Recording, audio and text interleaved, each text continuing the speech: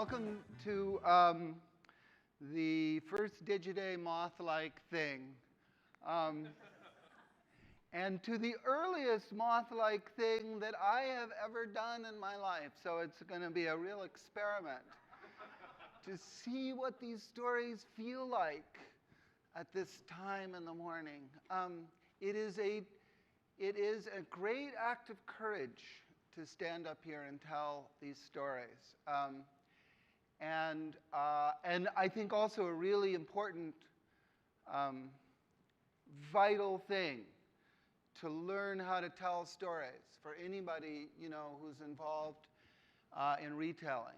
And so I am so proud of these people for agreeing to do this. I once, there was a man by the name of Warren McDonald, and he came to Cooper Union when we were doing a show there.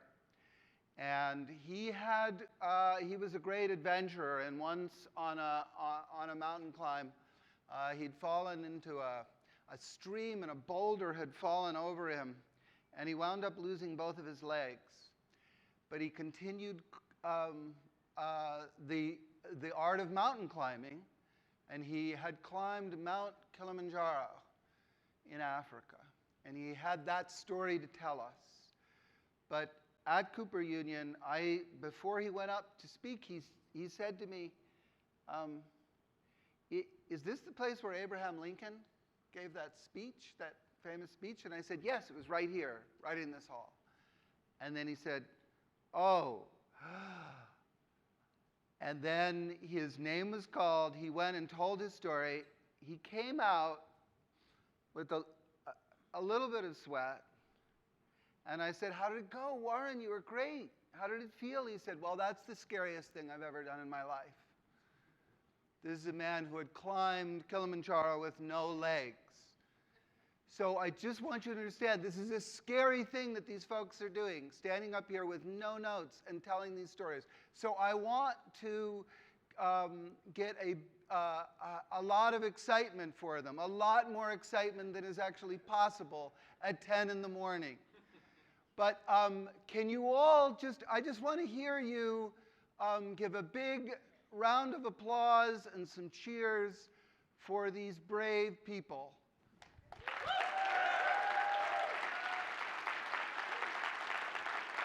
Very good, very good.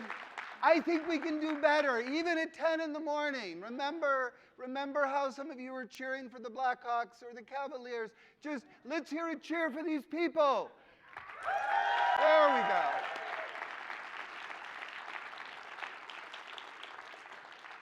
Okay, the rules are very simple. They're going to stand up.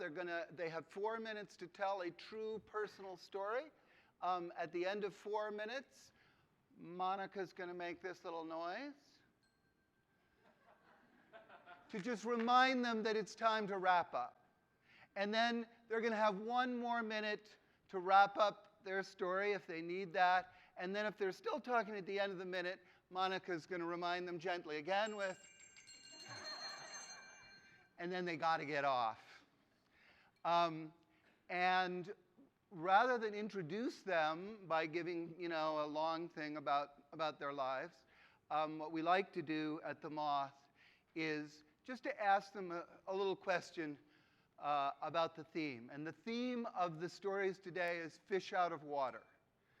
And so the first storyteller, and all the storytellers, I asked them this question. What is one place or activity where you feel most in your element? And the first storyteller said to me that he feels most in his element on the beach, where we would all love to be. Ladies and gentlemen, a big cheer for Ryan Fishman.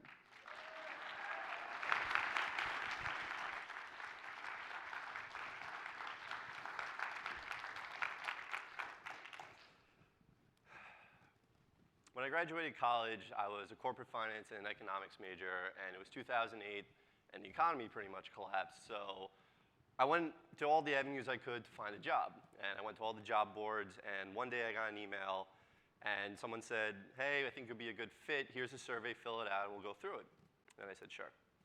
So when I went in for the interview, it was in a big room, and it started off pretty normally.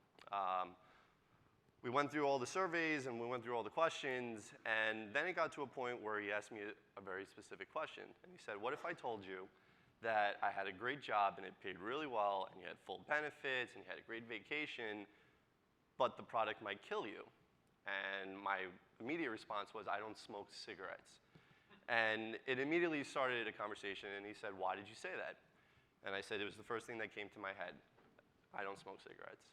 And he's like, you're really onto something here. And I let it go. So we kept going, and then he takes a stop clock, and he puts it on the table, and it says 7 seconds on it. And he goes, what if I told you that a product would kill somebody every 7 seconds? Tell me what you would do now. And he kind of caught me off guard. And the 7 seconds went up, and he goes, there goes your mother. How do you feel? And I was like, wait, what? Then another 7 seconds goes by. There goes your father. How do you feel? And I'm like, I'll stop the program. There goes your sister. How do you feel? I need something, kid. And I was like, I'll stop putting media into the market, and I would cut the program. And he goes, that's a great idea. Why don't you think people thought of it? I'm like, my family is dead. I don't even know how to respond to this. And I kind of felt like the interview was going in a really weird direction, so I just gave up, and I was like, whatever he's going to say to me, I'm just going to give it back to him. So he's going through some statistics, and I ask him, what is that? He goes, it's science, it's proven. And I go, so is the Nostradamus 2012 principle? And he looks at me and he asks, what is that? And I just give him this whole rant about, in December 2012, the gravity of the planets are going to align, and everyone's going to die, and it's like oblivion, like the world's going to end. And he's got like this supercilious smile on his face, and he looks at me and he goes, so why are you looking for a job? And I go, I have no idea. So I leave the room, I'm like pretty confused, and a woman comes up to me and she goes, Ryan. I'm like, hello. And she says, I'm Mary. We were emailing back and forth. I'm like, oh, hi, Mary. How are you? She goes, follow me. So I walk with her into the back of the room, and there's cameras, and there's TV set up, and she goes, you were just secretly filmed for a Truth.com campaign, and we want to use your content. And I'm like, wait, what? And everything that was going on was a hoax, and I was just like a part of this scenario where they just wanted to put people under pressure. And I was like, okay, I guess I'm involved. So I sign a waiver, I get $100. They tell me not to talk about it for a day while they finish filming. So I said, okay. So I ran home and I told all my friends, I'm like, something crazy just happened. I don't even know what's going on. And 6 months later, they actually aired it in like a webinar series of, I think, 10 to 12 people that did the interview. And they used that Nostradamus thing. And I think Adweek or Ad Age picked up the article, and they called me either a genius or a reverse psychopath. So I had like my 15 minutes of fame. But it taught me a lesson that you never know what can possibly happen to you. And that's my story. So thank you.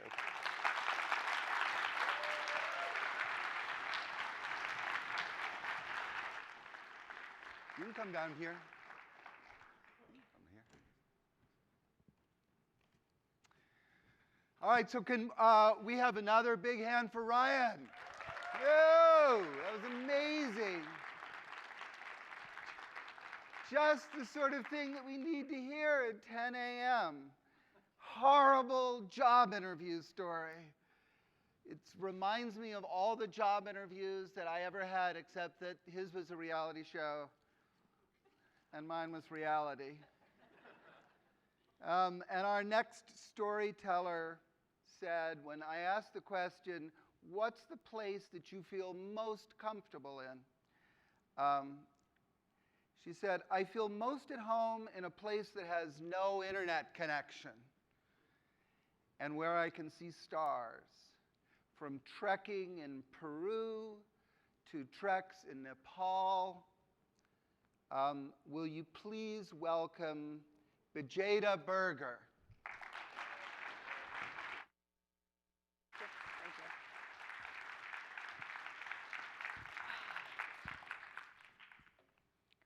So I thought I was going to be a fish out of water when my fish out of water story was going to be being from Nepal. Lived there for 6 years, was adopted to a small town in Ohio to a Caucasian family. I didn't speak any English. I didn't have anyone that spoke the languages that I did.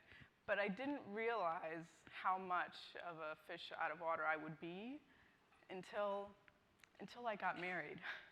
And I didn't realize how difficult living with another human being could be. I didn't realize how much work marriage was. And you know, my husband and I met at work. We dated for several years, most of that time being long distance. And the reason I was attracted to him was he was just very genuine, very honest, very kind-hearted. He just doesn't have a mean bone in his body. You know, he's 6'7", 270 pounds, comes from this Polish-German background, and he won't hurt a fly. I mean, I'm in the bathroom one day, I see the spider, of course I'm gonna scream. I'm looking for the nearest weapon that I have, which happens to be a can of hairspray. And my husband comes running in, and he's like, no, don't kill it. And he takes this spider and puts it outside and gives me a semi-lecture about the importance of spiders that have on nature. And so once we got married, we decided we should probably live under the same roof. And so I moved to Chicago. We live a few blocks from Wrigley Field. And I don't know what it is, but our arguments stem a lot of times in the kitchen. And so we're in the kitchen one day. He opens the dishwasher. This hot steam, you know, is coming out of the dishwasher. And then I watch him proceed to close it and start it again. And I'm thinking, who in their right mind doesn't know that when they open a dishwasher and steam comes out, that it's clean? And he has a tendency of spilling things, and his drink of choice happens to be orange soda. And so now on our, what used to be a beautiful black and white zebra rug, there's orange spots around it. Or when, you know, Patrick Kane scores a goal and he gets a little excited, and now our couch pillow just smells of Golden Monkey Belgium ale.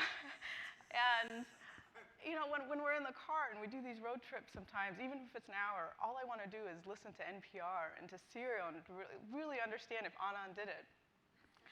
And all he wants to do is listen to sports talk radio and listen to these grown men yelling and arguing about the Bears coach. And, you know, but then I think about the moments where, you know, the way he treats my dog, Mocha, or he has this inability to say no to any little kid that is selling anything. He can't do it. He can't say no. And I came home one day, and all of my cupboards and my freezer, there was just boxes and boxes and boxes of Girl Scout cookies. And I asked him, you know, what were you thinking? And of course he's like, well, I was at the grocery store, and there was this biracial girl, and she was really afraid she wasn't gonna reach her goal.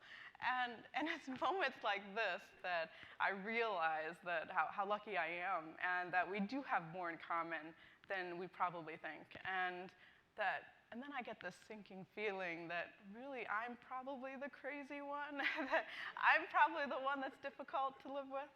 So, thank you. You come here, Vegeta.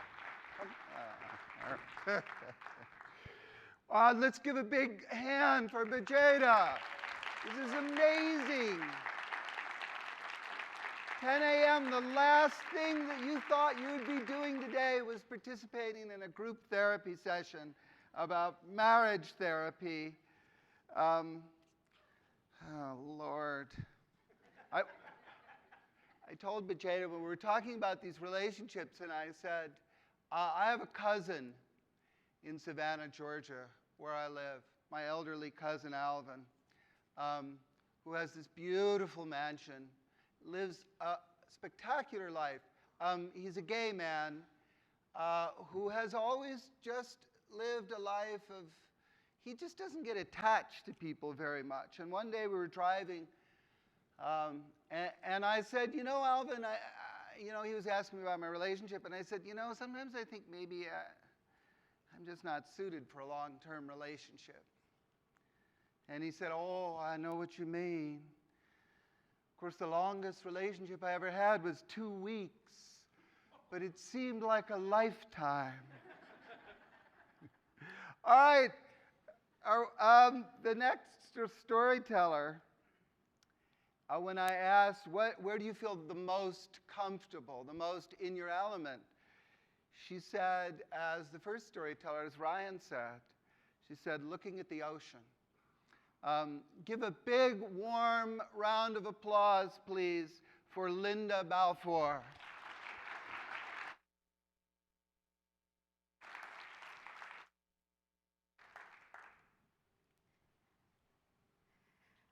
I grew up in a beach town where diversity at my high school was the surfers versus the skaters versus the jocks. There was one black kid in my school and 7 Asian kids. So I grew up surrounded by people that had these great histories, Benjamin Franklin someplace way back in their family line. My family was Chinese on my dad's side and kind of generic white on my mom's side. We didn't speak Chinese. We didn't pass China down from generation to generation. I wasn't even good at math like Asians were supposed to be. My background was a little bit fuzzy. I didn't know a lot. When I was in 5th grade, I had this amazing opportunity. I won an essay contest for a trip to Japan. And my essay was about how I wanted to learn about being Asian by going to Japan. Did I mention my dad is Chinese? Again, a little lost, right? So I went, and it was amazing. By the time I got old enough to travel on my own, I was really interested in finding out about my roots. So I convinced a girlfriend of mine to go with me to China, and I wanted to meet the Tom family there. So we booked our tickets, and I went to my grandpa and said, "Grandpa, put me in touch with your family, the Toms in China." Now, something you should know about my grandpa, he's a quirky guy. He's the guy that told me, when you've seen one rock, you've seen them all. He wrapped the entire inside of his car, the entire dashboard, headrest, everything, in duct tape to protect it. And he was really proud of his ingenuity and of everything that he had built and of his family, and he was super proud that I was going to go to China and meet the Toms.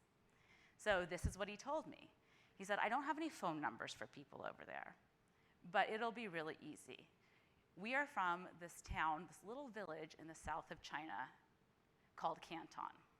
Go there, ask for the Toms. It'll be really easy. We're a well-known family, and anyone can put you in touch." Bam, done, right? So we go to China. It's amazing. We have this great trip. We see the Great Wall. We see the terracotta soldiers. But at the same time, everything we ordered had to come off of a picture menu. It was just this foreign land. We couldn't understand anyone. So when we got on the train to go to Canton, which is now Guangzhou, the name had changed. My grandpa didn't tell me about that. When we get on the train to go down there, we're so ready for this little village and this family life and for being taken care of. When we stepped off the train and got outside of the train station, we were immediately assaulted with all of these smells and these people walking in all kinds of different directions. It was so smoggy, you couldn't see 2 blocks ahead of where you were going. The names on the street signs didn't match the names on the maps that we brought over from the US with us. We couldn't figure out how to navigate a thing. This little village, now Guangzhou, was millions and millions of people. But we were young and totally undeterred, and we were like, you know what? If the Toms were big back when my grandpa was here in World War I, they'll be big around here still. So my girlfriend and I start walking around. We go outside of the train station. We ask someone, "Have you met the Toms? Do you know of the Toms?" In our really bad translated Chinese out of this book that we brought with us. And blank stares. We walked through the park, and there's people practicing Tai Chi, and it's just beautiful. And we asked this old woman, nothing. And we kept doing it, nothing, nothing, nothing. Finally, we found this Chinese soldier who wanted to practice his English. And I was like, great, we're on to something. And I asked him, "Have you heard of the Toms?" And he looks at me straight in the eyes, and I was like, oh my gosh, I found the needle in the haystack. I found somebody that knows the Toms. And then he goes, "Tom isn't a proper Chinese last name. There's no Toms here." And I was standing in the city, and the millions of Chinese people all around me, further from my heritage than I had ever been before.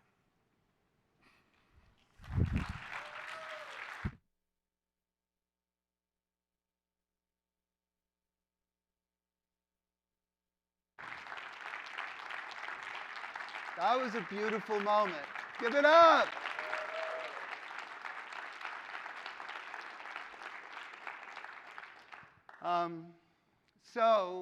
The next storyteller, I asked, where do you feel most in your element?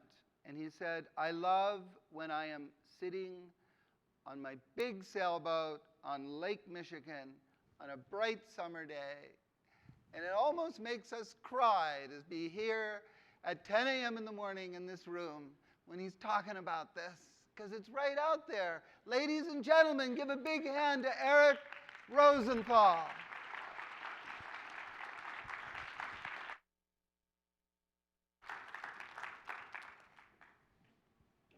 Hi, my name's Eric, and I'm a recovering storyteller. But in truth, I came from a family of really smart people. And I don't know if you know that family down the street with the parents who are really smart. It's a blessing and it's a curse. My father was a professor of electrical engineering, and he was head of the Microwave Research Institute, known around the world. My brother was a nuclear physicist. He had a PhD in nuclear medicine, and in his spare time, he decided to get an MD. My mother was a college professor of French, and then there was me. And my parents had this great idea that I would follow in the family tradition and maybe work with my father in his research and become a doctor of veterinary medicine. So I head off to college, and I am in a pre-vet program, and my first semester was kind of good, a little bit hard, a little bit of a challenge, but it was fun. And then the second semester, I took a class in animal husbandry. And as part of that class, we were supposed to get some hands-on experience with animals. Well, later in the semester, not only did I get hands-on experience, but I had the opportunity to get some hands-in experience when I had to work with a sick cow and give it an enema. Now, giving a cow an enema is no prettier than it sounds. Let me tell you, there is no good side to that. And I get through that process, and about a month later, I call up my parents, and I said, you know what, I've been thinking about this, and I've decided I do not want to be a doctor of veterinary medicine. I think I want to go into business. And I swear at that time, that exact moment, the world stopped spinning, all of the air left the room that my parents were in, and I realized what a big gap they thought there was between being a vet and working in the business world. In fact, the gap was about the size of the Grand Canyon. I then told them a little bit later that not only did I want to be in business, but I wanted to be in marketing. And that was kind of met with a little silence. I then went further, and I got my master's degree. And during my master's program, I realized that it wasn't marketing I wanted to be in. My passion was around advertising. And I knew I had found what I wanted to do. And I called up my parents and told them that, and they said, are you sure? Don't you want a real job? So time goes on. The next year, I get a job at a company called J. Walter Thompson, which at that time was one of the biggest advertising agencies in the world. And I call up my parents, and I'm all excited, and I said, I got a job at this company called J. Walter Thompson. And there was silence. They said, you know, we've never heard of the company. We really don't know. So fast forward 3 or 4 months, my father is at a party, a family cousin's party, and one of my cousins was the head, the CEO of a pretty big company in New York. And she's asking, my cousin is asking, so tell me about your kids. And my father tells him about my brother and doing his postdoctorate. And then Eric, he's decided to go into advertising, and he's working at some company called J. Walter Thompson. The next morning, I get a telephone call from my father. And my father says, Eric, I wanted to call and say congratulations. He said, I was talking to your cousin yesterday, and she said if you got a job at J. Walter Thompson, you have really succeeded. And that should have been like this major moment in my life where my parents recognized that I had done something good. But while it was really sweet, it was also a little bit bittersweet. because it took someone else to help my parents understand that their second son had actually also achieved and walked to the head of his class.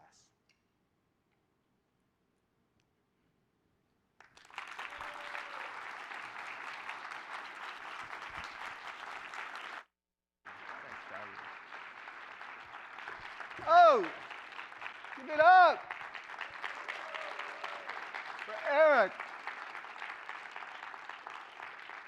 These are beautiful emotional journeys that everybody's taking and willing to take at this hour in the morning. Our next storyteller, when I asked, where are you most in your element? She said, I'm most in my element anywhere and everywhere with my children, but especially at our vacation home. And is it Kauai? Oh, that's Hawaii? Yeah. Oh, come up here. Wynne Brown, everybody.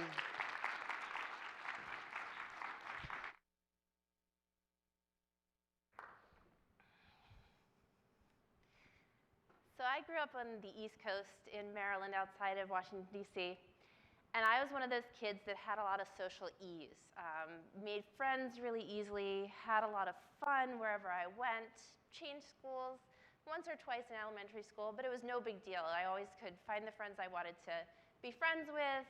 Sometimes I was a leader, sometimes a follower, but I was a very happy kid and very comfortable in my skin. And like most good Jewish kids on the East Coast, from the age of 7, I went to sleepaway camp. So we went to kind of a general sports camp in the Adirondacks where you would wake up and it was very crisp in the morning, very cold. You'd get your day going and you'd do macrame and you'd do waterfront, arts and crafts and pottery, and it was so much fun. And if you've gone to sleepaway camp, you know that you have those camp friends who are these special people that you see just during the summer, and it's this magical kind of sisterhood that you're part of.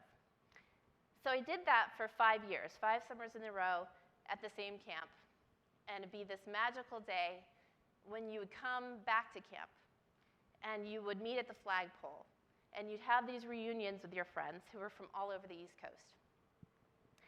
Very easy again. Very loving, very fulfilling summers for me. But on the edges of this, there was always that one girl. And one in particular that I can tell you about, this girl, Lauren. So this was the year when we were 10 years old. And she was overweight. And as often happens in groups of girls, the dynamic, especially as you get older and enter your adolescence, preteen years, the power of being in comes from the power of who is out. And so this girl, Lauren, who was a little bit overweight, that year she was the one who was out. And it was really led by this one girl, Noelle, who was really the alpha of all alphas of our whole group of girls that were progressing every year together. And she was actively cruel to this girl. And this girl cried every day and cried every night and kind of toughed it out. And all of us, whether we were actively cruel like Noelle or passively cruel by doing nothing, we were on the spectrum of cruelty together. Fast forward to the summer when I was 12 years old, I actually took the summer off from summer camp and spent the summer with my dad. It was wonderful, it was great, I missed my friends, but I knew that the next year I'd be going back. So the next spring, right before returning to this camp that I just skipped 1 year from, I'll confess, it was 1984, so you can figure out how old I am. And I got a really short haircut, like Pat Benatar short. But when you're 13 and becoming that very awkward age, it was not a good look. It was definitely a fashion fail, but no big deal. I was in my milieu, in my hometown. Everybody was like, oh, not the best look. I was like, yeah, it'll grow out. Didn't really give it a second thought. It was just a simple mistake. A couple weeks later, went back to camp at the flagpole, and all of these girls who I had spent 5 years of my childhood with pretended not to know me. Literally went up to them and said, I'm back, expecting, of course, to be embraced and that they missed me and where were you last summer and all of these good things. And they looked at me, and the head alpha girl, Noelle, said to me, I don't think we know you, and literally closed a circle around her and excluded me, which is a very interesting experience. It was painful, but it was also interesting to actually walk in that outsider's shoes.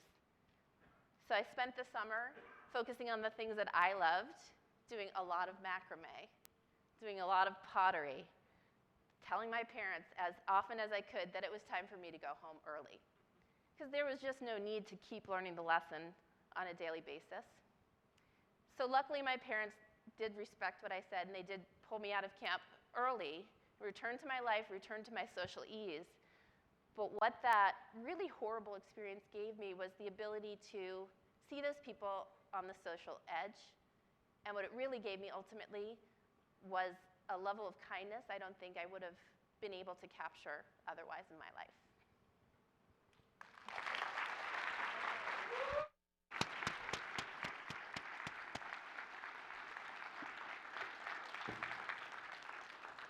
That was a beautiful, beautiful, moving story, and one that everybody, hasn't almost everybody been bullied? How many of you were bullied at some point when you were in school? Come on, really? Nobody? A lot of people have never been bullied. How lucky you are. How wonderful your lives must have been. I have a question. Oh, wait, can we give one more hand for Wynne Brown? That was amazing. Such a beautiful story. But I've been thinking about this all during her story. Eric, what was that happened to that cow? What were you doing to that cow? Did you say you were giving the cow an enema?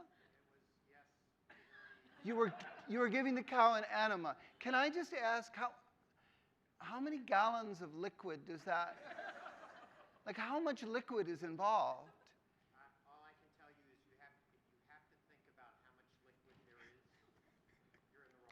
You're in the wrong place. You're in the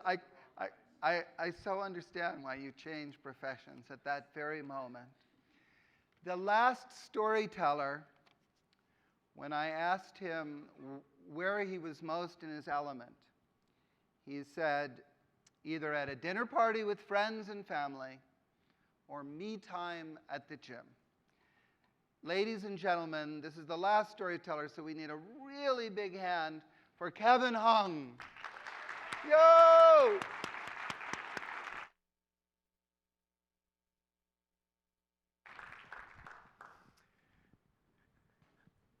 So my story is a little bit less about a fish out of water, but a fish trying to get into the water. And I say that because not too long ago, I didn't know how to swim. I was afraid. And I had a vacation planned to Greece. And in going to Greece, I didn't want to be the only man who goes all the way, to be fortunate enough to go that way, and never actually put his foot into the sea.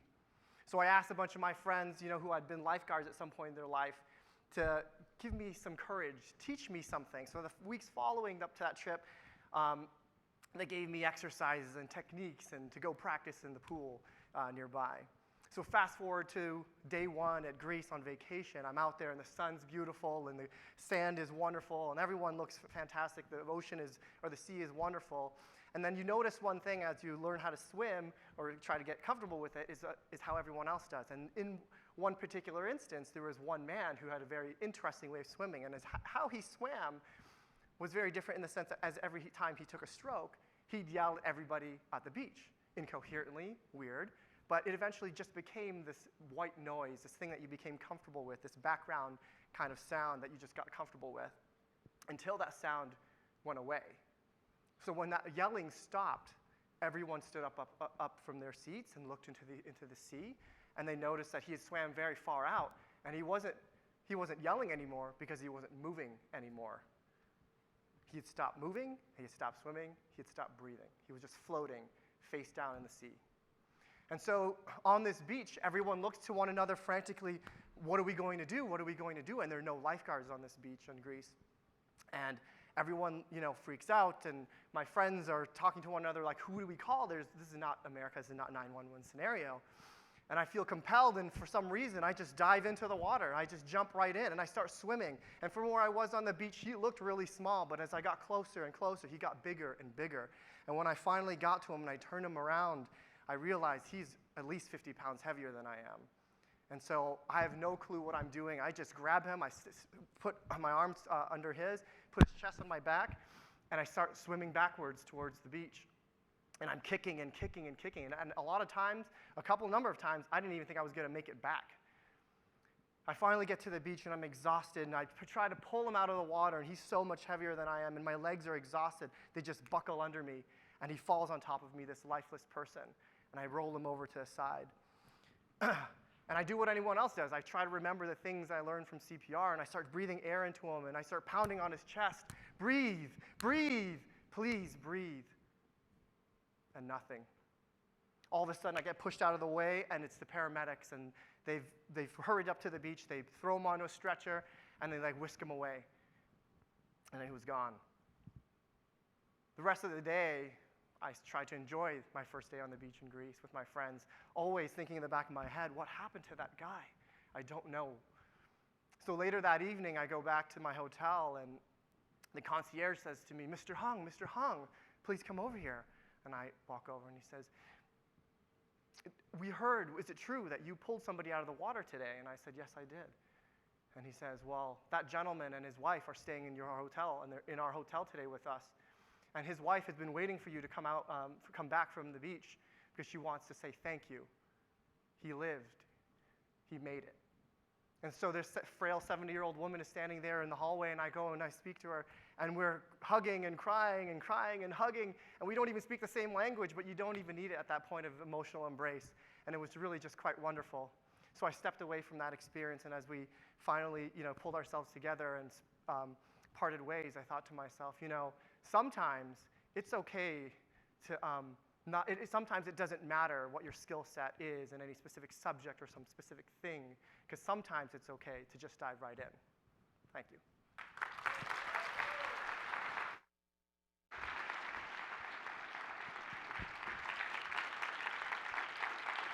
Okay, for one more, for not only the beauty of his story, but for that incredible courage. Give it up for Kevin Hung. And for and also for the courage of all these folks who just came up and told their stories. We will feel now, as you go on with this conference, you will feel a connection with these people. That's this, the very powerful human connection. It is the most important thing that you can do, is to learn how to tell a powerful personal story. And you all have, there's more than 100 groups now in Chicago that are, either the Moth or Moth clones, where you can go and tell stories. And so I encourage you all to do that. Work on your storytelling skills, because it is the essence of being human. And so one more big round of applause for all of our storytellers. And thank you very much.